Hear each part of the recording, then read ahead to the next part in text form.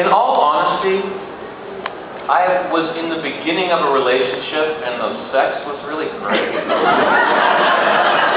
So, later the relationship developed and what happened, but in the beginning, oftentimes, it's a good relationship. You feel like you're this God of the world, you feel like you can't make a mistake. So a lot of that just kind of came off of how I was feeling about myself at the time. But some of it, actually, I ripped off Malcolm McDowell in Cat Fever, which was a 1980 film. And yeah, he walked very much like he walked very much like a leopard, like that. And I used that a little bit, but mostly I didn't really think about it. Yeah, I was just kind of having fun.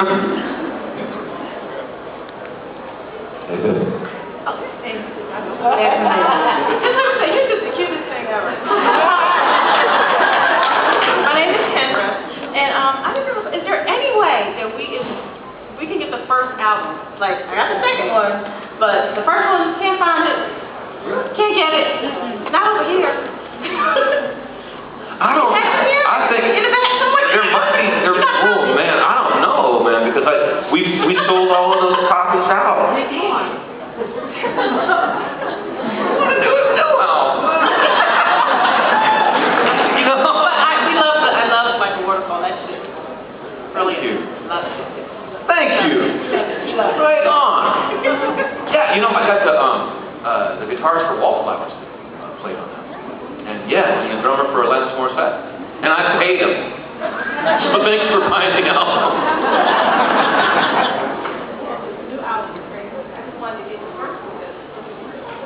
Yeah, although I think that it's not quite as good. Well, who's heard both of them? I like, yeah. What guys? I think that They're very different. you guys are very different. I think Civilized Man. I myself prefer the second one. Yeah. But damn, I wish I had a copy for you. I'd give it to you, but I don't really have any of my own. I gotta sell Like a Waterfall first. I gotta make my money back, man, because Ben Peeler was expensive. You should put them both on iTunes. People should buy them. Yeah, There are people who have it posted on their MySpace. You can listen to it. Okay. Yeah, maybe MySpace. I don't even know what MySpace is. Social connections. Hi, what's your favorite thing you've ever worked on, film or stage or whatever? Wow. My favorite thing I've ever worked on.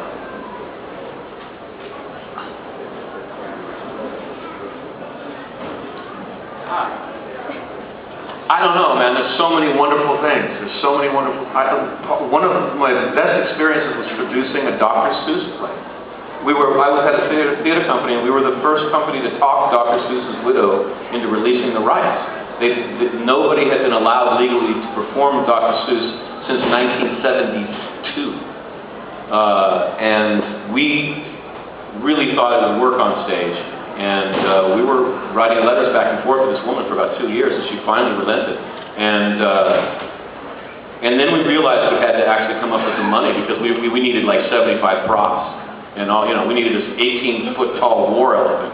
And so suddenly I'm backstage just looking for anything I can paint and glue together and try to make the big wampum bariza or the oofa poofa, whatever it is. And then it worked. It was like, oh my God, we're gonna crash and burn, and it's gonna be a real famous crash and burn because we're the first people to do Seuss, so everyone's gonna know about it. Oh no. But I had one of my favorite moments. Probably people have heard the story before, and I apologize if you've heard it. But the 18-foot tall war elephant. I kept telling the director, "I'll get it for you, man. Don't worry about it." And I'm thinking in my brain, I can't afford anything that's going to make 18. I can't even do a cardboard cutout. That would be $500. So what the heck am I going to do? And I kept telling Dan was the director, "Don't worry, Dan, I got your back. And he's getting more and more frustrated. Finally, in technical rehearsals, which is like about 3 days from opening, he just turns around and he goes, and the whole cast is kind of staring at me like, "We need the elephant, dude." And it just clicked in my head, and I said, "Oh, okay. Give me a big rope. Give me about 18-foot long rope, and put a pulley off stage, just off stage, and put a black flat in front of the pulley, and then tie a bucket to the end of the rope.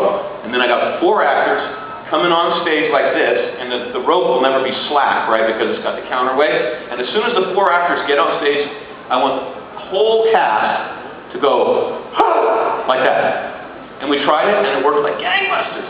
And it turned into kind of a show-stopping moment, something that people remembered. And I felt like, oh my God, I can make anything. That was one of my favorite times. This is your